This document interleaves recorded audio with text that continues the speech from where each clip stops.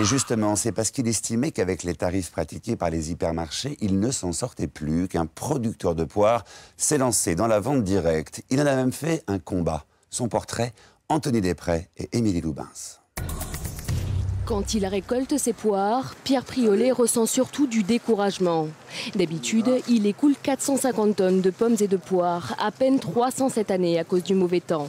Avec le prix que lui proposent les grandes surfaces, il ne s'en sort plus. En vendant ça, je ne me paye pas. Et j'ai pas assez d'argent pour payer les frais. C'est n'importe quoi. 20 ans que cet homme est dans la profession, un agriculteur sur le tard, comme il dit. Avant, il a roulé sa bosse toujours dans les fruits et légumes, mais comme conseiller ou commercial pour des entreprises internationales. Aujourd'hui, il en est convaincu. Pour s'en sortir, les agriculteurs doivent s'adresser directement aux consommateurs. Consommer juste, c'est vraiment quelque chose qu'on va essayer d'établir très fort, mais vraiment très fort, sur des ventes ambulantes à grand volume, pour pouvoir arriver à amener la marchandise pas chère aux consommateurs. Alors, depuis le début du mois, il installe ses cagettes sur le parking de cette chaîne de restaurants. C'est la marque qui l'a contacté après avoir vu son témoignage à la télévision.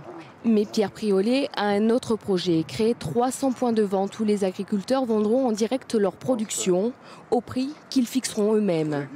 Pour financer ce nouveau réseau de distribution, il propose à ses confrères de vendre une partie de leurs terres et déclare ainsi la guerre aux grandes surfaces.